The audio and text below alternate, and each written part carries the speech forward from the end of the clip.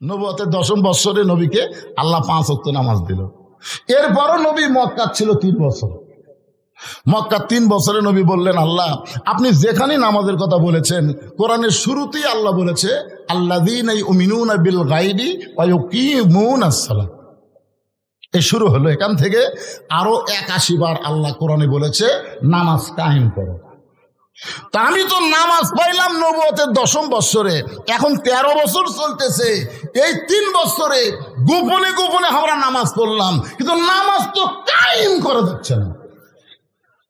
আল্লাহ বলতে হাবিব, মক্কাতে নামাজ কায়েম করা কঠিন, কারণ মক্কার ইমাম হলেন আপনি আর নেতা হলো আবু জেহেল। যেটি ভালো মানুষ ইমাম হবে, খারাপ মানুষ নেতা হবে, সেখানে নামাজ কায়েম হবে না। আজকে আমাদের বাংলাদেশের মসজিদের ইমামগুলো সব ভালো, কিন্তু সমাজের নেতাগুলো সব শালা খারাপ। কথা বলেন ঠিক কিনা? যার কারণে নামাজ মাঝে মধ্যে পড়তেছে, কিন্তু নামাজ কায়েম হচ্ছে না। তো রাসূল বললেন, তাহলে আপনি যে 82 বার নামাজ কায়েমের কথা বললেন, নামাজ কায়েম কবে হবে? আল্লাহ বললেন, আপনাকে হিজরত করে মদিনা যাওয়া লাগবে, যেখানে আপনি ইমাম হবেন, আপনি নেতা হবেন। আল্লাযীনা ইম্মাক্কান্নাহুম ফিল আরদ, মুসলমানের মধ্যে কাউকে যখন প্রধানমন্ত্রিত্ব দেওয়া হবে, মুসলমানের মধ্যে কেউ যখন প্রেসিডেন্ট হবে, তার 1 নম্বর দায়িত্ব হলো নামাজ কায়েম করা। এখন আপনারা বলেন তো, আগামীতে কোন দল ক্ষমতা গেলে নামাজ কায়েমের আন্দোলন করবে? যে শালারা বলতেছে ইসলামের রাজনীতি নেই। রে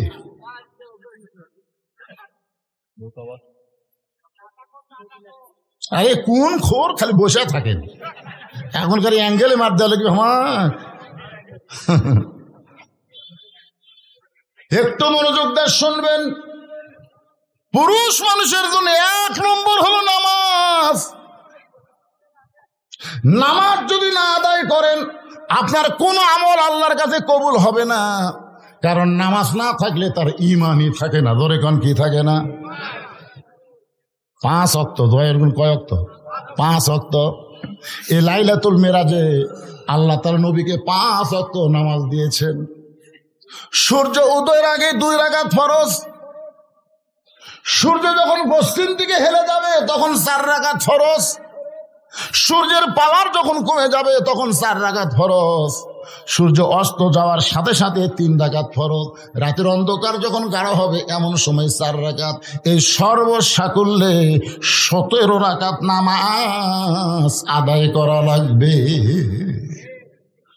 বাড়ি বাড়ি না মসজিদে? বাপ পড়বে বেটা। অনেক স্বামী জোর নামাজ পড়ে এসে বউ তার সামনে ভাত দিচ্ছে, ওই দোয়া পড়তেছে, আল্লাহুম্মা বারিক লানা ফিমা রাযাকতানা ওয়া কিনা আযাবান্নার। দোয়া পড়া ভাত খাচ্ছে। দোয়া পড়ার আগে বউকে বলা লাগবে, তুমি তো আমারে খাবার দিলে, তুমি কি নামাজ পড়ছা? বউ যদি বলে আমি এখনো গোসলই করিনি, তখন স্বামী কি দোয়া পড়বে? তখন স্বামীর দোয়া হলো তাড়াতাড়ি গোসল কর, তাড়াতাড়ি গোসল কর, নামাজ পড়, তারপর আমার খাবার দে। বেনামাজের হাতে আমি নামাজই খাবো না রে। বউ দৌড়া দেয় গোসল করে, জোহরের নামাজ পড়ে তখন স্বামী খাবার দেয়। ফেরেশতাকে আল্লাহ খবর কি বলে, স্বামী স্ত্রী দুটাই জান্নাতি। বাপ ঠান্ডার মধ্যে উযু করে ফজর নামাজ পড়ে যাচ্ছে। তোমার যে 22 বছরের আইডিয়া আছে, আইডিয়ার খবর কি? এক মুয়াজ্জিন আমারে কয়, হুজুর কিছুদিন ধরে আমি দেখতেছি, আমি ফজরে যখন আজান দিই তখন কুত্তাকে দৌড়ে আসে আমার সাথে লোকমা দেয়। আমি আজান দিই, কুত্তাকে করে। আমার কয়, হুজুর দেখেন তো কোনো দোয়া কোরআনে আছে কিনা যে দোয়া পড়লে আজান দেওয়ার সময় কুত্তা চিল্লাবি না? তখন আমি বললাম, ভাই একটা দোয়া আছে। বলে, সেটা কি দোয়া? সেই দোয়া হলো, তুমি আজান দেওয়ার আগে তোমার বাড়িতে খোঁজ করো তো তোমার ছেলে মেয়েরা কি নামাজ পড়ে। তোর মুয়াজ্জিন কয়, আমার 2টা ছেলে আইডিয়া হয়ে গেছে, এত নামাজ পড়ে না। আল্লাহ কোরআনে বলেছেন, কু আনফুসাকুম ওয়া আলাইকুম নার। জাহান্নামের আগুন থেকে বাঁচবার গেলে একলা বাঁচলে হবে না, আহাল পরিবার নিয়ে বাঁচা লাগবে। তুমি মুয়াজ্জিন আজান দাও আর তোমার ছেলেই নামাজ পড়ে না, এটা কুত্তের সহ্য হচ্ছে না। এই জন্য কুত্তা লোকমা দিছে। ঠিক আছে, পুরুষ মানুষের জন্য 1 নম্বর হলো নামাজ। আমার মা বোনেরা যারা পর্দা আছেন তাদের জন্য 1 নম্বর কিন্তু নামাজ না। ওয়া আমিলুস সলিহাত থেকে আমি কথা বলছি, সূরা আসরের 2 নম্বর বিষয়। মেয়ে মানুষের জন্য 1 নম্বর হলো পর্দা। জোরে বলেন, মেয়েদের 1 নম্বর নাম কি? আরো জোরে, জোরসে বলুন। ওয়াজ দিয়ে হবে, আমি যতই ওয়াজ করি আমার ওয়াজ দিয়ে আপনার বউ পর্দা করবে না। আল্লাহ কোরআনে পর্দার আইন করেছেন, অকরনা ফি বুয়ুতিকুন্না ওয়ালা তাবাররাজনা তাবাররুজাল জাহিলিয়াতিল উলা। ঘরের মধ্যে পাতিলে শুটকি মাছ রাখছে।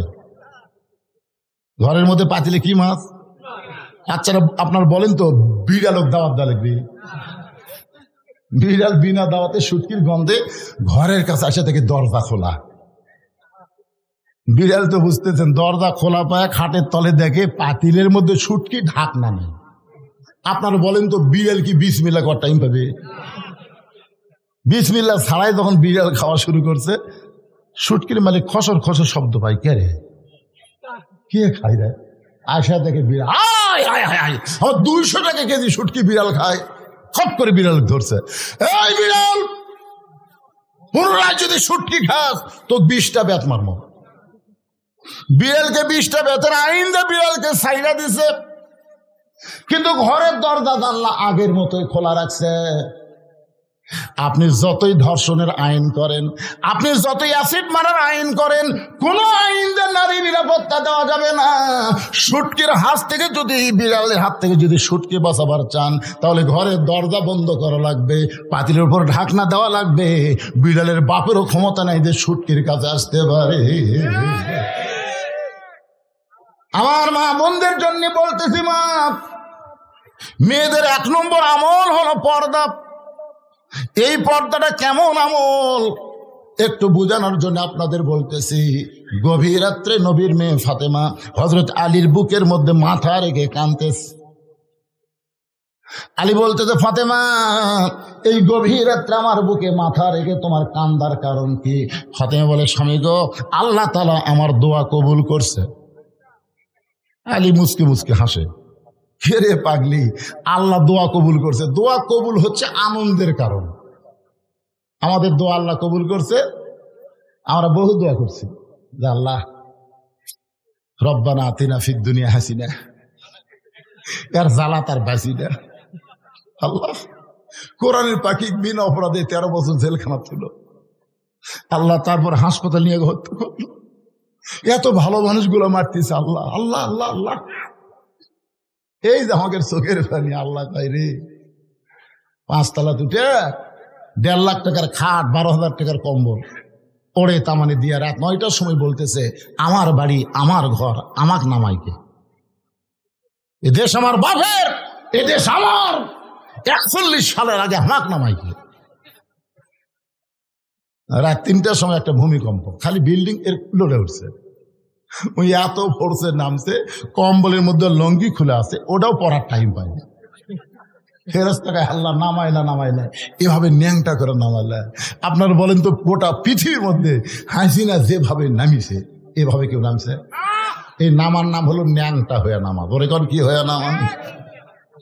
হাসিনা যখন আর বুনকলে পলাচ্ছে, সেটা একটা ভিডিও কিন্তু আছে, দেখছেন আপনারা? হাসিনা এরকম যাচ্ছে সামনে, আর রেহানা যাচ্ছে পিছনে পিছনে। হাসিনা খালি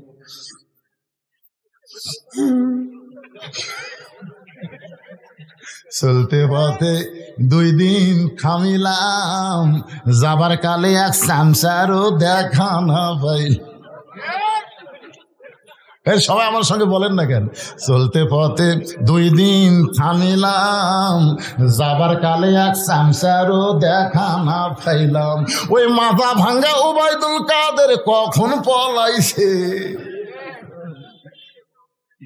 শামীম ওসমান কখন পলাছে রে? আয় আয়, যারা মাইক পালি কই খেলা হবে, খেলা হবে। বাজান একটু মনোযোগ দিয়ে শুনবেন, ক্ষমতার মালিক হচ্ছে আল্লাহ। আল্লাহ যদি চায় চোখের পানির দাম আছে না নাই? এ জোরে গান আছে না নাই? আলী বলতেছেন ফাতেমা, আল্লাহ তোমার কি দোয়া কবুল করেছে যে দোয়া কবুলের কারণে তুমি কাঁদতেছ? ফাতেমা বলে, স্বামী গো, আমি আল্লাহর কাছে বলেছি আল্লাহ যেন পর্দার মধ্যে আমার মৃত্যু দেয়। আলী মুসকে মুসকে হাসার কয়, তুমি সারা জীবন পর্দা মেনেই চলেছো, পর্দার মধ্যে তোমার মৃত্যু হবে না তো কার হবে? বাংলাদেশে যারা পর্দা মানে না তারাই মরার পর যে পর্দা 5 কাপড় দেয়, 5 কাপড় দিয়ে খাটনি আবার চাদর দিয়ে ঢেকা থই।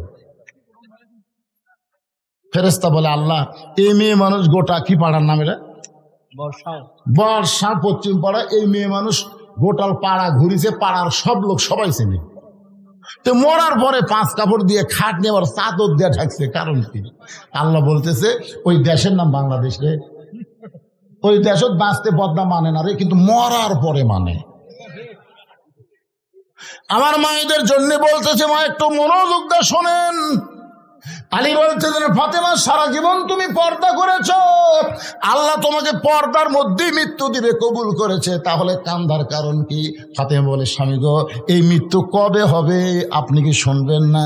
আলী বলে, ফাতেমা মৃত্যুর খবর দুনিয়ার কেউ বলতে পারে না। ফাতেমা বলতে, স্বামী গো, আল্লাহ যদি আমাকে জানায়। যেই বলেছে আল্লাহ যদি আমাকে জানায়। হযরত আলী বলছে, ফাতেমা কি বলবার চাও? ফাতেমা বলতেছে, আজকে গভীর রাত্রে ফাতেমার মৃত্যু হবে। যেই মাত্র কইছে গভীর রাত্রে মৃত্যু হবে, গাছের গোড়া কাটলে গাছটা যেমন পড়ে যায়, হযরত আলী তেমনি পড়ে গেলেন ঘরের মাঝায়। মা ফাতেমা মুস্কি মুস্কি হাসতেছে, স্বামীর মাথাটা উরাতের উপরে নিয়ে কপালে একটা চুমু দিয়ে বলে, স্বামী গো, এমন করে আপনি কাঁদবেন না, কারণ আসলে যাইতে হবে। এই দুনিয়া থাকার জায়গা নয়, এখানে আসলে যাওয়া লাগবেই। যতই 3 তালা 5 তালা বাড়ি করেন, যাই যত সুন্দর বাড়ি করছে, তার মৃত্যুর কষ্ট তত বেশি হবে। আজরাইল ঘুরে ঘুরে দেখাবি, এই দেখ রে, তোর ঘর তো ইন্টেরিয়র করছু রে, হায় হাই রে, এসি লাগাছো কে রে, হায় হায় কি টাইস রে। এগুলো সব আজরাইল মৃত্যুর আগে দেখানোর পরে তারপরে কই দেখ কান্দিস কা, তুই কি মনে করছো থাকার জন্য আসছ? যাবো না, ওই যে তাকায় দেখ, অন্ধকার, দরজা নাই, জানলা নাই, বিছানা নাই, বালিশ। কান্দিস না, যাওয়া লাগবে। কথা বলেন যাওয়া লাগবে না? কথা বলেন যাওয়া লাগবে না? ফাতেমা মুচকি মুচকি হাসে, স্বামীর কপালে চুম্বন দিয়ে বলে, স্বামী গো, এমন করে আপনি কাঁদবেন না, কারণ এই দুনিয়া থাকার জায়গা না, আসলে যাইতে হবে। আমি এতদিন বাবার মুখে শুনেছি, আমার বাবা বলেছে পৃথিবীর ভিতরে সবচাইতে শক্তিশালী পুরুষের নাম হলো হযরত আলী। ফাতেমা বলতেছে, আমার বাবা বলেছেন পৃথিবীর মধ্যে সবচাইতে জ্ঞানী হচ্ছেন হযরত আলী।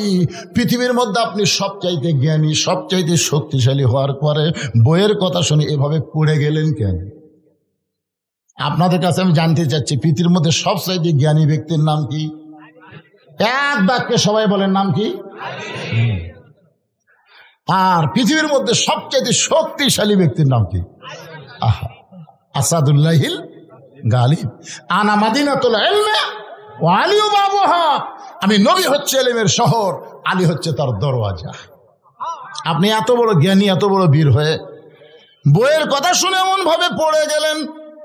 ওগো স্বামী, আমি মরে যাওয়ার পর আমার 3টা চাওয়া কিন্তু আপনাকে পুরা করা লাগবে, আমার 3টা চাওয়া পুরা করা লাগবে। আলী কান্দের বলে, ফাতেমা দুনিয়াতে গরিব ছিলাম বলে তুমি কিছুই চাইলা না, এই দুনিয়াতে গরিব ছিলাম বলে তুমি কিছুই চাইলা না। একদিন গভীর রাত্রে হযরত আলী ঘুম থেকে চেতন পায়া দেখে ফাতেমা নাই। গভীর রাত্রে ঘুমোতে চেতন পায়া দেখে হাসান হোসেন ঘুম পাড়তেছে, কিন্তু ফাতেমা নাই। হয়তো আলীর মনে সন্দেহ হলো, কে রে, আমি ঘুম পাড়তেছি, আমার 2 ছেলে ঘুম পাড়তেছে, ফাতেমা কোথায় গেল? দরজা দেশে তাকায় দেখে মরুভূমির মধ্যে কালো চাদর গাঁত দিয়ে গভীর রাত্রে খুব জোরে জোরে হাঁটতেছে। আলীর সন্দেহ হয়ে গেল যে হামা ঘুমের মধ্যে থুয়ে, আমার বাচ্চা দুইটা ঘুমের মধ্যে থুয়ে ফাতেমা কোথায় যাবে। নিরাপদ দূরত্ব বজায় রেখে পিছনে পিছনে রওনা দিলেন। ফাতেমা চলতে চলতে আল্লাহর নবীর বাড়ির দরজার জানলার পাশে দাঁড়িয়ে গেলেন। নবীর জানলার কাছে দাঁড়িয়ে বললেন, বাবা, আজকে যদি আমার মা খাদিজা দুনিয়াতে জীবিত থাকতো আমি আপনার জানলার কাছে দাঁড়াতাম না, কিন্তু আমার মা খাদিজা দুনিয়াতে নেই, এই কারণে আপনার জানলার কাছে দাঁড়াইছি। বাবা, মেহেরবানি করে একটু ঘরের দরজা খুলে দেন।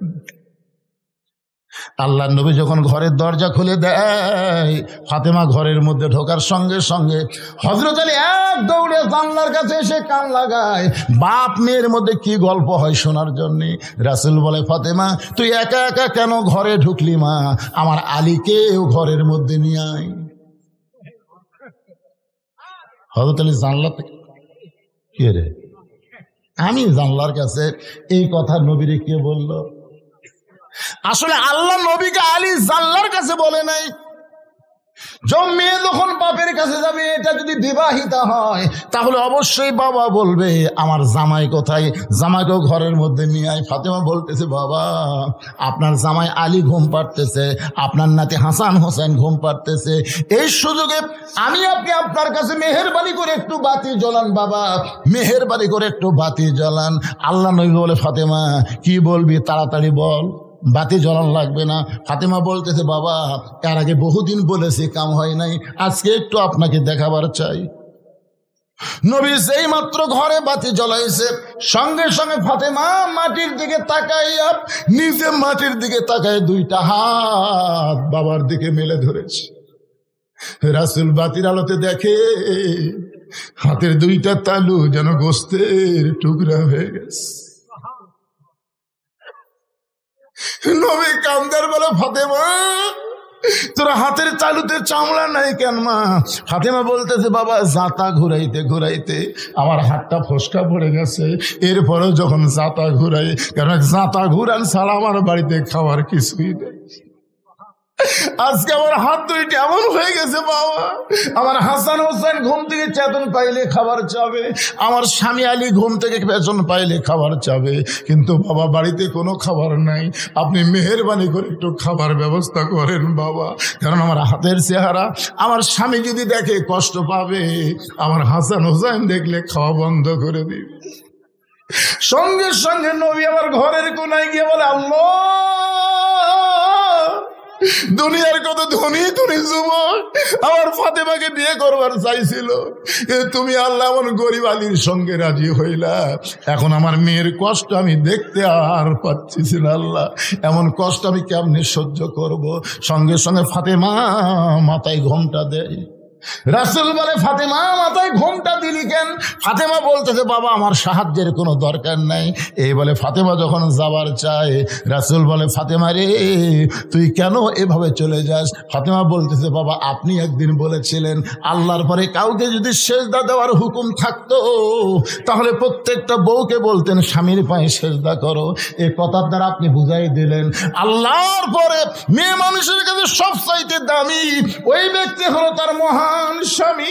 আমার স্বামীর বিরুদ্ধে আপনি আল্লাহর কাছে বলবেন, আমার কোনো সাহায্য লাগবে না বাবা। এই বলে ফাতেমা যখন চলে যায়, রাসূল কান্দার বলে, আল্লাহ ওই ফাতেমা কে গো আল্লাহ, আমি তো চিনতে পারলাম না। আল্লাহ বলে, নবী গো আপনার ফাতেমা শুধু ফাতেমা নয়, আপনার ফাতেমা হলো সাইয়্যিদাতুন নিসায়ে আহলিল জান্নাহ, ফাতেমা তু জোহরা। আলী কান্দার বলে, ফাতেমা দুনিয়ার জীবনে গরিব ছিলাম বলে তুমি কিছুই চাইলা না, আজকে মৃত্যুবরণ করার রাতে তুমি আমার কাছে কি চাইবা ফাতেমা? ফাতেমা বলে, স্বামী গো আমার এক নম্বর চাওয়া হলো রাতের অন্ধকারই আমাকে কবর দিবেন, দুনিয়ার কোনো মানুষ যেন আমার কবরের খবর না জানে, কারণ আল্লাহর পর্দা করতে করতে আমার এমন অবস্থা হয়ে গেছে, আমার কবরটাকে আমি পর্দা করতে চাই। আমার দুই নম্বর চাওয়া হলো আমার কোনো জানাজার ব্যবস্থা করবেন না, আমার কোনো জানাজার ব্যবস্থা করবেন না। কারণ আমি যতটুকু আমল করে বুঝতে পেরেছি, দুনিয়ার সব মানুষ যদি বলে ফাতেমা ভালো, আর আপনি যদি বলেন আমার ফাতেমা ভালো না, এই দুনিয়ার সব মানুষের ভালো বলা দিয়ে ফাতেমার কোনো লাভ হবে না। আর দুনিয়ার সব মানুষ যদি বলে ফাতেমা খারাপ, আর আপনি যদি বলেন আমার বউ ফাতেমা ভালো, এক স্বামীর সার্টিফিকেটে ফাতেমার জন্য 8টা জান্নাতের দরজা আল্লাহ খুলে দিল। তাহলে আমি একজন নারী, আমার জানাজার কোনো দরকার নাই। শুধু আপনি নিজে দোয়া করে ওই জান্নাতুল বাগীর পূর্ব কোণায় সবুজ রঙের একটা বাতি জ্বলবে, ওই বাতি বরাবর ফাতেমাকে আপনি দাফন করবেন। আমার কবর খুঁড়তে যদি আপনার কষ্ট হয়, তাহলে আপনার একান্ত বন্ধু কেউ যদি থাকে দুনিয়ায়, তার একটু বলে দিবেন সে যেন গোপনে ফাতেমার কবরটা খনন করে দেয়। হযরত আলী গভীর রাত্রে আবু যর গিফারির জানলার কাছে ছোট বাচ্চার মতন ফোঁপায় ফোঁপায় কাঁদতেছে। আবু যর গিফারি দরজা খুলে বলে, আলী ভাই, জীবনে বহু যুদ্ধ তোমার সঙ্গে করলাম, কোন যুদ্ধে তোমাকে পরাজিত হয়ে আমি কাঁদতে দেখি নাই। আজকে তোমার জীবনে এমন কি যুদ্ধ শুরু হলো? আলী, তুমি কেন আমার জানলার কাছে কাঁদতেছো? আলী বলতে, আবু যর, জান্নাতুল বাগীর পূর্ব কোণায় সবুজ রঙের একটা বাতি জ্বলতেছে, ওই বাতি বরাবর একটা কবর কর। একটা পরদানিশী আজকে রাত্রে মৃত্যুবরণ করবে, তাকে রাতের বেলায় দাফন করা লাগবে। আবু যর গিফারি বলে, আলী ভাই, সেই পর্দানিশী কে গো? তার নাম কি তোমার মুখস্থ নাই? আলী বলতেছে, কেমনে বলবো, কেমনে বলবো? 6 মাস আগে আল্লাহর নবী দুনিয়া থেকে বিদায় নেওয়ার পর আমার হাসান হোসেন পাগল হয়ে গেছে। যেখানেই সাহাবী পায় সেখানে জিজ্ঞাসা করে, আমার নানাকে তোমরা কোথায় লুকায় রাখছো? মাত্র 6 মাস আগে আমার 2টা সন্তান নানা হারাইছে। আজকে গভীর রাত্রে ওদের মা ওদেরকে ফাঁকি দিয়ে বিদায় নিয়ে চলে যাবে। আবু যর গিফারি বলে, আলী রে, তুমি তোমার হাসান হোসেনকে কেমনে সামাল দিবা? আলী বলতে, তো হাসান হোসেনের কথা পরে চিন্তা কর, আগে যা একটা কবর কর। আবু যর গিফারি কোদাল নিয়ে ওই জান্নাতুল বাগীর পূর্ব কোণায় গিয়া দেখে সবুজ রঙের একটা বাতি জ্বলতেছে, যেই বাতির কোনো তার নাই, বাতির কোনো সুইচ নাই। বিনা তারে, বিনা সুইচ আমার আল্লাহ তাআলা অটোমেটিক জ্বলায়া দিছে। আবু যর গিফারি বাতির নিচে লক্ষ্য করে দেখে বাতির আলোকার গোলাকার হয়নি, বাতির আলো কবরের মতন চারকোনা। ওই আলোর মধ্যে কোদাল দিয়ে কবর খুঁড়তেছে। খুঁড়তে খুঁড়তে এক সময় বলে, কবর, তুই কি জানিস রে কবর, এই গভীর রাত্রে কবর খুঁড়তেছি, তোর মধ্যে কাকে দাফন করা হবে? এ কবর, খবরদার, বেয়াদবি করবি না। আল্লাহ নবীর মেয়ে হওয়ার পরেও নবী তাকে মায়ের সম্মান দিয়েছে, সেই ফাতেমাকে আজকে রাত্রেবেলা দাফন করা হবে। কোদাল দিয়ে কবর খুঁড়তে খুঁড়তে এক সময় বলে, কবর রে, খবরদার, বেয়াদবি করিস না। তোর মধ্যে এমন একজন মাকে রাখা হবে যার 2টা সন্তান জান্নাতি যুবকদের সর্দার হবে। এ কবর, খবরদার, বেয়াদবি করতে পারবি না। কোদাল দিয়ে কবর খুঁড়তে খুঁড়তে আবু যর গিফারি বলে, কবর, তোর মধ্যে আজকে এমন একজন বিবিকে রাখা হবে যার স্বামী হলো আসাদুল্লাহিল গালিব। খবরদার, কবর, বেয়াদবি করিস না। এই বলে আবার যখন কোদাল মারতে চাই, এমন সময় কবরের ভিতর থেকে একটা আওয়াজ আসতেছে। এই আওয়াজ কিন্তু নবীর মেয়ে ফাতেমার জন্য না, এই আওয়াজ হলো আমাদের সকলের জন্য, যারা আমরা কবরে যাব। জোরে কোন ঠিক কিনা? কবরের মধ্য থেকে আওয়াজ আসতেছে, কার মেয়ে, কার মা, কার বিবি এটা কবর দেখবে না। আমল যদি ভালো হয় কবর জান্নাতের বাগান হয়ে যাবে, আর আমল যদি খারাপ হয় কবর জাহান্নামের গর্ত হয়ে যাবে। এদিন আমার সঙ্গে সকলে একটু গুনগুন করে পড়েন, কিন্তু যেদিন ডাক পড়িবে, সবাই বলেন, কিন্তু যেদিন ডাক পড়িবে কবর মাঝে যাইতে, জোগাড় কিছু করছো বন্ধু তার মাঝে বিছাইতে। আপনারা বলেন তো কবে ডাক পড়বে? কথা বলেন ভাই, কবে রে? তো যে মশান নিয়ে চলতেছেন, যে মশান নিয়ে আপনারা হাঁটতেছেন, আর এখনকার ছেলেদেরকে দেখে মনেই হচ্ছে না এরা কোন সময়ের মানুষ। আল্লাহ সময়ের শপথ করেছেন। ছোট্ট একটা বাচ্চা আমার কাছে নিয়ে এসে, হুজুর খালি কান্দে, দোয়া করেন হুজুর। আমি সূরা ফাতিহা 3 বার পড়ে ফু দিলাম। কারণ সূরা ফাতিহার একটা নাম হলো সূরাতুশ শিফা। কি কি দোয়া করলেন হুজুর, ফু দেওয়ার পর আরো কান্না বেড়ে গেছে। আমি একটা পানি পড়া দিলাম আয়াতুল কুরসি পড়ে, যদি কোনো নজর টজর থাকে তো পানি পড়া দিলাম, বললাম 3 বার খাওয়াও।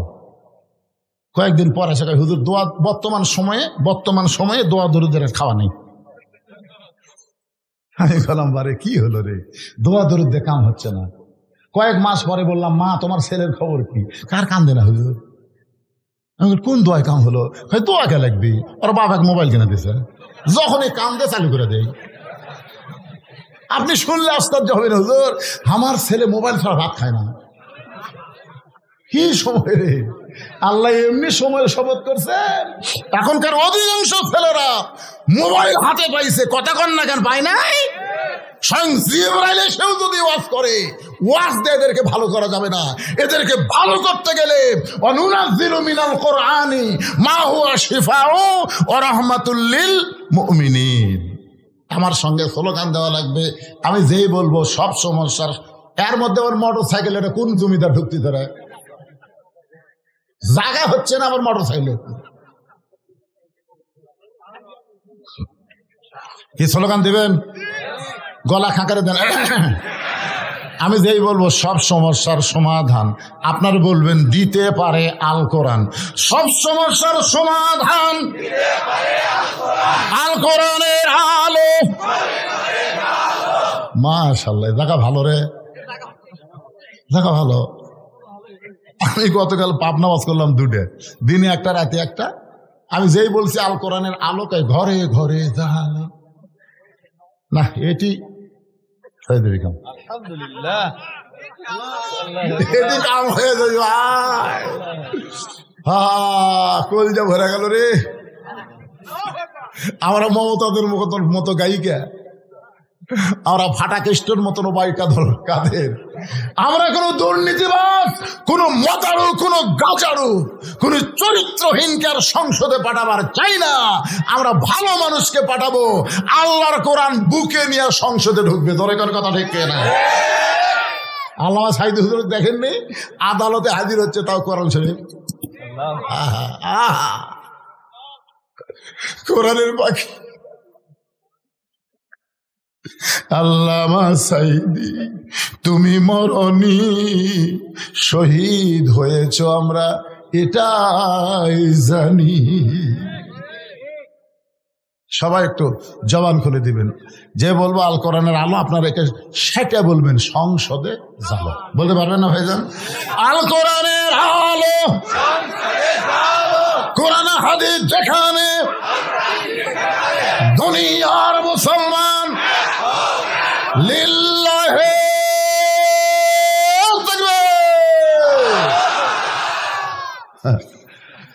দেখেন গরম হলো, এর উল্টে করছে। আমি তো আপনাকে চেহারা দেখে ঘড়ির দিকে তাকে দেখি রাত 11:30, আর আপনাকে চেহারা দেখে মোবারক দেখে দেখতেছি কেবল রাত 8টা বাজতেছে। সালাম ফজর বলতো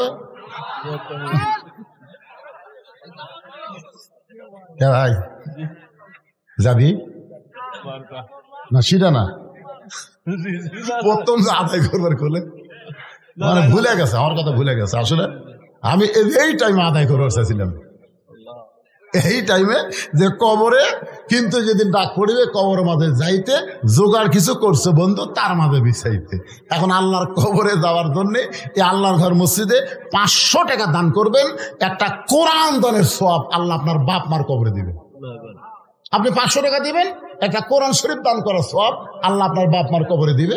যদি বাপ মা বেঁচে থাকে আল্লাহ হায়াত দিবে, আর যদি বাপ মা মারা যায় কোরআনের ওসিলায় আল্লাহ বাপ মার কবরকে জান্নাতের টুকরা বানিয়ে দিবে। আমি এত হাজার মানুষের মধ্যে 100 জন মানুষ চাই 500 টাকা একটা কোরআন শরীফের জন্য দান করবেন। 500 টাকা দান করা মানে একটা কোরআন শরীফ দান করার সওয়াব পাবেন। এনামল বিএচি 600 টাকা দান করছে, একজনও লড়াচড়া নাই। সূরা আসরের 4টা বিষয় ওয়াজ করবো আমি, কেবল 2 নম্বরে চলতেছে অথবা সাহাবিল হকের উপর যে মার আছে বুঝলেন, আজিদুল হক, মামুনুল হক, কুলজাল হক, সেই মার হবে। তারপর লাস্ট হবে অথবা সবের সবর, আমরা ধৈর্য নিয়ে বাড়িতে যাবো। আপাতত মারামারি করবো না, কিন্তু বেশি যদি খেলা হবি কয় আমরাও খেলা পারবো না। কি কন? হ্যাঁ, এই 100 জন এতগুলো মানুষের মধ্যে বাপ মা মারা গেছে, কোরআন শরীফ বাবদ আল্লাহর ঘর মসজিদে 500 টাকা দান করে পারবেন না? এখন নাই, তাহলে এগুলা লেখা লাগবে বাদান। যারা বলতেছে নাই, এগুলা লেখা লাগবে। আল্লাহ তোর একজন বান্দা কোরআন শরীফ বাবদ 500 দান করেছে, 100 একটা পাওয়া গেল। 600-এর মধ্যে 100 দান আর 500 হলো কোরআন। আল্লাহ আর একজন আল্লাহর বান্দা কোরআন শরীফ বাবদ 500 টাকা দান করছে, আল্লাহ দানকে কবুল করেন। মিসবাউল আল্লাহ 2টা কোরআন শরীফ বাবদ 1000 টাকা দান করেছে, আল্লাহ তার দানকে কবুল করেন। আল্লাহ নেক নিয়ত নেক আশা পড়া আল্লাহুম্মা আমিন। ভাইজান, যার কাছে টাকা আছে তার কাছে দাবি আছে। টাকা পকেট থেকে যদি কোরআন শরীফ না দেন, কোরআন শরীফ তো কিনবার দেওয়া লাগতেছে না, একটা কোরআন বাবদ 500 টাকা দেবেন। আল্লাহ তোমার আর একজন বান্দা কোরআন বাবদ 500 টাকা দান করেছে, আল্লাহ দানকে কবুল করেন। নাম হলো মফিদুল ইসলাম, 100 টাকা দান করেছে। আপনি যদি 500-র নিচে দেন সেটা হবে দান, আর 500 দিলে একটা কোরআন। আল্লাহ তোমার আর একজন বান্দা কোরআন শরীফ বাবদ 500 টাকা দান করেছে, আল্লাহ দানকে কবুল করেন। আল্লাহ তোমার একজন বান্দা নাম হলো ইনামুল 1 মণ আলু নগদ 100 টাকা দান করেছে আল্লাহর ঘরের জন্য। এখন যদি মনে করেন যে হুজুর আর ওয়াজ করবি না, তাহলে এটা আপনাকে মিথ্যা মনে করা হবে। 10 মিনিট আল্লাহর ঘরের জন্য যদি আদায় করি, সমস্যা হবে? আপনি করে উঠে দরজার দিকে কারা যাচ্ছে?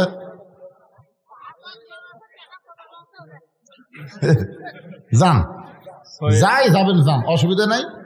ধানের মধ্যে চিটা বাতান থাকে ভাই, বাতাস দিলে উড়ে যাবি রে, যাবে না? আদায় করা মানে বাতাস দেওয়া। এর মধ্যে যারা চিটা বাতান আছে এখন আর থাকবে পারবি না, উড়ে চলে যাবি। হ্যাঁ, আল্লাহ তোমার একজন বান্দা 100 টাকা দান করেছে, আল্লাহ দানকে কবুল করেন। আল্লাহুম্মা আমিন। শফিকুল জামাত ইসলামের সেক্রেটারি নগদে 15,000 টাকা 1500 টাকা দান করেছে, আর বাকি হলো 500, মোট 2000 টাকা দান করেছে। আল্লাহ দানকে কবুল করেন। আল্লাহুম্মা আমিন। আল্লাহর আরেকজন বান্দা কোরআন শরীফ বাবদ 500 টাকা দান করছে, আল্লাহ দানকে কবুল করেন। আল্লাহ আহমদ আলী 2টা কোরআন শরীফ বাবদ নগদে 1000 টাকা দান করেছে, আল্লাহ দানকে কবুল করেন। আল্লাহুম্মা আমিন। নাম হলো মহসিন, কোরআন শরীফ বাবদ 500 টাকা দান করলো, আল্লাহ মহসিনের দানকে আল্লাহ আপনি কবুল করেন। এই ফাঁকে একজন 100 আর একজন 200 টাকা দান করেছে, আল্লাহ কবুল করেন। ইসমাইল হোসেন 1 মণ আলু দান করেছে, আল্লাহ ইসমাইলের দানকে আল্লাহ আপনি কবুল করেন। হেলাল সরকার 1 মণ আলু দান করেছে, আল্লাহ হেলালের দান কবুল করেন। নাম হলো শাহরুল ইসলাম 1 মণ আলু দান করেছে, আল্লাহ শাহরুলের দান কবুল করেন। দেলোয়ার কোরআন শরীফ বাবদ 500 টাকা দান করেছে, আল্লাহ দানকে কবুল করেন। শোনেন, আল্লাহর ঘরের জন্য আদায় হচ্ছে। এই সময় যারা অজাতা উঠে যাচ্ছেন, অজাতা, আপনারা কি আল্লাহর ঘরে শত্রু? কারণ আপনারা কি আল্লাহর ঘরে শত্রু? ফালিয়াবুদু রাব্ব হাযাল বাইত আল্লাযী আতামাহুম মিন জু'ইন ওয়া আমানাহুম মিন খাউফ। আল্লাহ বলেছেন এই ঘরের মালিকের গোলামি করো, আমি 2টা পুরস্কার নগদানক দিব। 1 নম্বর পুরস্কার হলো রেজেকের কোনো পেরেশানি থাকবে না। 2 নম্বর পুরস্কার হলো ভারত যতই হুমকি দেখ, মানুষের অন্তরে, মুসলমানের অন্তরে কারো ভয় থাকবে না। জোরে কার সুবহানাল্লাহ। তাহলে সেই ঘরের জন্য 5টা মিনিট যদি আদায় করি, এই 2টা কেড়ে, মাঝখানে 2টা হাঁটতেছে, 2টা কেড়ে না, কিসের আদায় করি?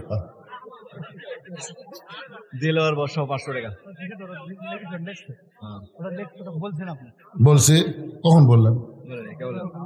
এখন হাতত পাইনি তো। দেলোয়ার বড় 500 টাকা কোরআন শরীফ বাবদ দান করেছে, আল্লাহ দানকে কবুল করেন। আলহাজ আবু বকর আল্লাহ কোরআন শরীফ বাবদ 500 টাকা দান করেছে, আল্লাহ দানকে কবুল করেন। শাহরুল ইসলাম 500 টাকা বাকি দান করেছে, আল্লাহ তার দানকে কবুল করেন। আল্লাহুম্মা আমিন। জাহাঙ্গীর বড় সাহেব 500 টাকা নগদ দান করেছে, আল্লাহ দানকে কবুল করেন। আল্লাহুম্মা আমিন। হেলাল 500 টাকা বাকিতে দান করেছে, আল্লাহ হেলালের দানকে আল্লাহ আপনি কবুল করেন। আল্লাহুম্মা আমিন। নূর আলম রাজাহার আল্লাহ বাপমার যদি দোয়া চায় 500 টাকা দান করেছে, আল্লাহ বাপমার কবর জান্নাতের টুকরা বানান। শফিকুল ইসলাম ছোট ধনিয়া 500 টাকা নগদে দান করেছে, আল্লাহ তার দানকে কবুল করেন। আল্লাহুম্মা আমিন। শহীদুল হাজিব ফেসকা গ্রাম 500 টাকা, আর জহুরুল 500 টাকা কোরআন শরীফ বাবদ বাকি। আচ্ছা, এগুলো বাকি নিচে লেখা লাগবে, বাকি বাকি দান করেছে আল্লাহ দুইজন, দুইটা কোরআন শরীফ বাবদ আল্লাহ দানকে কবুল করেন। আল্লাহ তোমার একজন বান্দা ইউসুফ দুবলাগাড়ি 1 মণ আলু দান করেছে। মনিকা বড় সাও 1 মণ আলু দান করেছে। আল্লাহ দুইজনের দানকে আল্লাহ আপনি কবুল করেন, আলুর মধ্যে বরকত দিবেন। আলু লাগানোর পরে মসজিদে যারা দান করে না, আলুর যান ঘুগরি ধরে, ঘুগরি।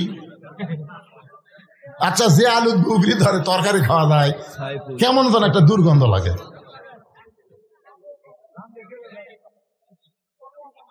এক হয়ে গেছে না? জহুরুল ইসলাম 500 টাকা দান করছে, আল্লাহ কবুল করেন। সাইফুল ইসলাম 100 টাকা দান করছে, আল্লাহ আপনি কবুল করেন। আদায় শেষ, একটা চান্স দিলাম আর কি। মাশাআল্লাহ। এই মসজিদের সভাপতি কি? আপনাদের এই মসজিদ কমিটির সভাপতি? মসজিদ কমিটির সভাপতি আলহাজ সাইদ আলী দাদা নিচে বসে আছে।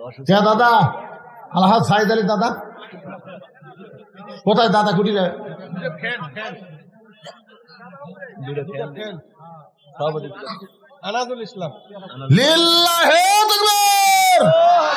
মসজিদের সভাপতি সাহেব 2টা ফ্যান জোরে গান মারহাবা। আচ্ছা, সহসভাপতি কে? মসজিদের সহসভাপতি নাই, সেক্রেটারি সেটা কোথায়? নাম কর। আদায় হচ্ছে আর সেক্রেটারি থাকবে না, এটা একটা কথা হলো।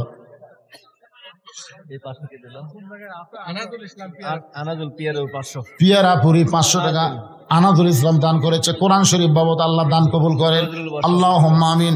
নজরুল বড়সাও থেকে কোরআন বাবদ 500 টাকা দান করেছে, আল্লাহ দানকে কবুল করেন। সকলে বলে আল্লাহুম্মা আমিন। ভাইজান যারা দাঁড়াইছেন এখন বসেন, আবার আলোচনা শুরু হবে ইনশাআল্লাহ। ইখলাসের আব্বা বাবার রুহের মাগফিরাতের জন্য 500 টাকা কোরআন শরীফ বাবদ দান করেছে, আল্লাহ বাবার কবরকে জান্নাতের টুকরা বানায় দেন। মাশাআল্লাহ। জালাল শেখ বড়সাও 500 টাকা নগদ 5 মণ আলু দান করেছে আল্লাহর ঘরে, আল্লাহ দানকে কবুল করেন, আল্লাহুম্মা আমিন। নাম হলো আল্লাহর বান্দা শাহাদুল ইসলাম 20 কেজি আলু দান করেছে, আল্লাহ কবুল করেন। আচ্ছা, আমি যখন ওয়াজ করতেছিলাম তখন কেউ দান করেনি? বিপদ তো পারে, আপনার ওয়াজ চলতে থাকবে, এদিকে ফাঁকে ফাঁকে দান করবেন। মজা গেছে, মজা যায় এখন, দানের কথাই ভুলে গেছে। সবাই একটু জিকির করার পরে আবার আলোচনা শুরু হবে। সূরা আসরের 2 নম্বর বিষয়ে চলতেছে এখনো। অথবা সবেল হক অথবা সবের সবর আছে, গোপনে হচ্ছে।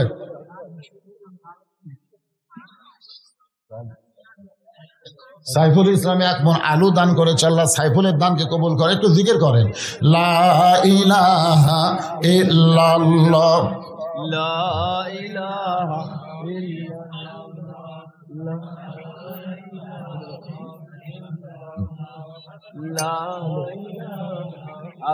মোহাব্বতে লা ইলাহা ইল্লাল্লাহ, লা ইলাহা ইল্লাল্লাহু মুহাম্মাদুর রাসূলুল্লাহ সাল্লাল্লাহু আলাইহি ওয়াসাল্লাম।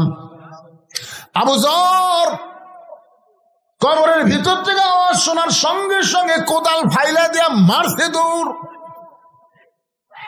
নির্দিষ্ট সময়ে হযরত আলী ফাতেমার ঘরের মধ্যে ঢুকে দেখে ফাতেমা 3 নম্বর ওসিয়ত করেছে, আমার জন্য কোনো খাটনির ব্যবস্থা করবেন না। আমি মরে যাওয়ার পরে আমার লাশটা কাঁধে নেওয়ার 4 জন মানুষ আমি ফাতেমা দুনিয়াতে দেখতে পাইলাম না। আমার বাবা যদি দুনিয়াতে জীবিত থাকতো, মরা মেয়ে লাশের খাটনি বাবা কাঁদে নিবার পারত, কিন্তু 6 মাস আগে আমার বাবা দুনিয়া থেকে বিদায় নিয়েছে।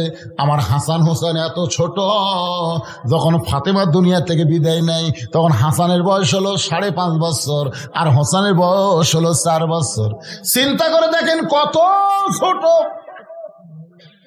আমার 2টা সন্তান তো খাটনি কান্দে নিবার পারবে না, শুধু আপনি আমার দেহটা কান্দে করে নিয়ে ওই জান্নাতুল বাকির পূর্ব কোণায় সবুজ রঙের যে বাতি জ্বলবে ওই বাতি বরাবর আমাকে দাফন করবেন। হযরত আলী গভীর রাত্রে ফাতেমার লাশটা নেওয়ার জন্য ঘরের মধ্যে ঢুইকা দেখে ফাতেমা নিজে নিজেই গোসল করেছে,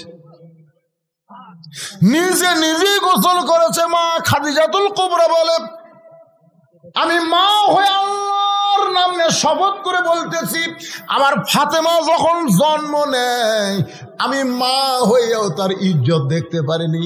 জন্ম নেওয়ার সঙ্গে সঙ্গে ফাতেমা এ জায়গায় দুইটা হাত দিয়া এই দুনিয়াতে ভূমিষ্ঠ হয়েছে। মা খাদিজা বলেছে, আমার ফাতেমা যখন পেটে ছিল আমার পেটে বাচ্চা লড়াচড়া করে, কিন্তু বাচ্চার কোনো ওজন আমি বুঝতে পারি না। আমার ফাতেমা যখন দুনিয়াতে প্রসব হলো, আমি খাদিজা বলতেছি আমি মা হইয়া প্রসব বেদনা বুঝতে পারি নাই। সেই ফাতেমা নিজে নিজেই কাপড়ের কাপড় পরেছে, শুধু চেহারা মোবারক আর দুইটা হাত বের করে রাখছে। এই দুইটা হাত বের করে রাখার কারণ হলো হাসানকে ডান পাশে ঘুমায় দিছে আর হোসেনকে বাম পাশে ঘুমায় দিছে। কারণ এই দুইটা বাচ্চা যদি চেতন থাকে তাহলে মাকে দাফন করার ব্যাপারে বাপকে ডিস্টার্ব করতে পারে। এই জন্য মা জননী দুইটা সন্তানকে ঘুমায় দিছে। হযরত আলী ঘরের মধ্যে ঢুইকা দেখে দুইটা সন্তান ঘুমায় গেছে আর ফাতেমা চিরতরে বিদায় নিয়েছে। কি করবে? দুইটা বাচ্চার মাঝখান থেকে ফাতেমাকে তুলে কান্দে নিয়ে দরজায় গিয়ে বলতেছে, আল্লাহ, এ হাসান হোসেন ঘুম থেকে চেতন পাওয়ার পরে যদি আমাকে ধরে বলে, বাবা, যেই মা আমাদের মাঝখানে শুয়ে আমাদেরকে ঘুমায় দিল সেই মা এখন কোথায় গেল? কি করবে? হযরত আলী কান্দে করে নিয়ে রাতের অন্ধকারে দাফন করার নিয়তে জান্নাতুল বাকির পূর্ব কোণে আবু জর বলে চিৎকার দিলেন, কোথায় রে? সরে যা ফাতেমার কবর ছেড়ে। কিন্তু আমার আল্লাহ তাআলা আবু জরকে অনেক আগেই কবর থেকে খেদায় দিছে। হযরত আলী কবরের পাশে গিয়া দেখে কোদাল পড়ে আছে, আবু জর গিফারি কবরের কাছে নাই। নিজের কান থেকে ফাতেমাকে কবরের মধ্যে দাফন করে আল্লাহকে বলতেছে, আল্লাহ, তোমার পর্দা নিশি বান্দি ফাতেমা এই দুনিয়া থেকে পর্দার মধ্যে বিদায় নিল। আল্লাহ, আমি স্বামী হয়ে দোয়া করি ফাতেমাকে তুমি কবুল করে নাও। কিন্তু আল্লাহ, আমার মনের মধ্যে বড় ভয়, ফাতেমাকে কবর দিয়ে আমি যখন বাড়ি যাব আমার দুইটা সন্তান চেতন পাবে। এরা চেতন পায় যদি বারবার মায়ের কথা বলে। এখন পর্যন্ত ওদের নানা কোন জায়গায় কোন সাহাবী বলে নাই। আবু বকর বলেছে, হাসান হোসেন যতদিন নানা নানা বলে কানবে খবরদার নবীর রওজা দেখায়া দিও না। এরা দুই ভাই যদি রওজার পাশে এসে নানা নানা বলে চিৎকার দেয়, আমি আবু বকর বলতেছি নবীর ঘুম ভেঙ্গে যাবে। রওজার মধ্যে কিন্তু আমাদের নবী মরে নাই। ইসলামের আলো জ্বালায়া দিয়া নবী ঘুমায়া আসেন সোনার মদিনায়। সবাই বলেন, ইসলামের পতাকা উড়ায়া দিয়া নবী শুইয়া আসেন সোনার মদিনায়।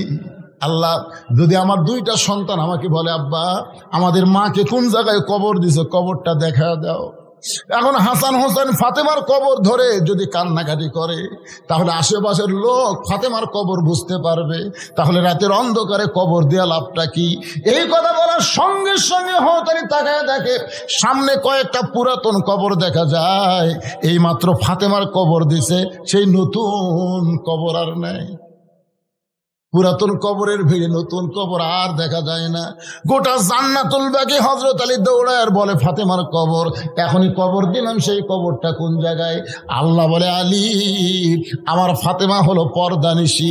আমি আল্লাহ জহুরা ডিগ্রি দিয়ে ফাতেমার কবরটাকেও কিয়ামত পর্যন্ত পর্দা করে দিয়েছি। আমার মায়েরা যারা পর্দার অন্তরালে, আপনাদের জায়গা হচ্ছে না মা, ভিড়া ভিড়ি করে আপনারা বসেছেন। আজকে ওয়াজটা সার্থক হবে যদি আপনারা আল্লাহর আইন পর্দা মেনে চলেন। পর্দার মধ্যে যদি থাকেন, আপনি যদি নামাজ কমও পড়েন আল্লাহ আপনাকে মাফ করে দিবে। যদি রোজা কমও করেন আল্লাহ মাফ করে দিবে। যদি স্বামীর খেদমত কমও করেন তাও স্বামী আপনাকে ক্ষমা করবে। কিন্তু পর্দার ব্যাপারে কোনো ছাড় নাই। এই পর্দাটা পুরাপুরি আপনাদের করতে হবে। পুরুষের জন্য 1 নম্বর হলো নামাজ। পুরুষের জন্য 1 নম্বর কি? আর নারীদের জন্য 1 নম্বর নেক আমলের নাম কি? সবাই বলা লাগবে। এখন আমাকে বলতে যে হুজুর এত মুসল্লি দোতলা করা লাগবে হুজুর, 1 তালা তার হচ্ছে না। আমি 3 বার শুকরিয়া আদায় করলাম, আলহামদুলিল্লাহ আলহামদুলিল্লাহ আলহামদুলিল্লাহ। এত মুসল্লি হয় হুজুর 1 তালা হচ্ছে না, এই জন্য দোতলা করার জন্য মসজিদ উন্নয়ন কল্পে মাহফিল করতেছি। আচ্ছা ঠিক আছে বাবা, ফজরের খবর কি? হুজুর ফজরে 1 কাতারে হয় না। জোহরের খবর কি? কয় কাজ কামের দিন আসে না। আসরের খবর কি? কয় বাজারত গেছে। মাগরিবের খবর কি? কয় বাজার করে এসে চিন্তা করতেছে জিনিসপত্রের যে দাম। এশার খবর কি? কয় ফজরও যা এশাও তা। তো মসজিদের মধ্যে কয় কাতার আছে? কয় 9 কাতার হুজুর। তো 1 কাতারের মুসল্লি হয় না, তাহলে দোতলা করবা কেন? তখন বলতেছে ওই যে জুমার দিনে সবার শেষে আসা আগে যায়, ওই শালাকের জন্য দোতলা করা লাগবে। ওরা কিন্তু মুসল্লি না, ওরা হলো শালা। আপনারা বলেন তো, জুমার দিনে সবার শেষে আসা আগে বার হয়ে যায় ওই মুসল্লি। আল্লাহ কয় তোর নামাজ আমার দরকার নাই রে, তুই হলো ফাওয়াইলুল মুসাল্লিন, তুই হলো শয়তানের বড় ভাই। যারা শুধু জুমার নামাজ পড়েন, 5 ওয়াক্ত পড়েন না, রহমানুর রহিম আল্লাহ হয়তো একসময় আপনাকে দয়া করে বলতে পারে, যারা শুধু জুমার নামাজ পড়েছ আমি আল্লাহ তাদের জান্নাত দিলাম, যাও। তোমার জুম্মা বাড়ি সেই খুশি হবে, যাক রে আল্লাহ আমাকে জান্নাত দিল। 1 দৌড়ে জান্নাতের কাছে যায়, দেখবে জান্নাতের দরজা তালা। তখন কয় আল্লাহ আপনি আমাকে জান্নাত দিলেন, তালা যে চাবি তোর কাছে আছে, খোঁজ। চাবি খুঁজে দেখে একটা আছে, তালার মধ্যে ঢোকে ঠিকই কিন্তু ঘরে না। তেলতলা চাবি ঢুকিছে কিন্তু ঘরে না। তোকে আল্লাহ চাবি তো ঢুকলো কিন্তু ঘরে না কেন? আল্লাহ বলতে পাগলা, তালার মধ্যে 5টা দাগ আছে, তোর চাবির মধ্যেও 5টা দাগ থাকা লাগবে, দাগে দাগে মিল হবি, কুট্টুস করে খুলে যাবি।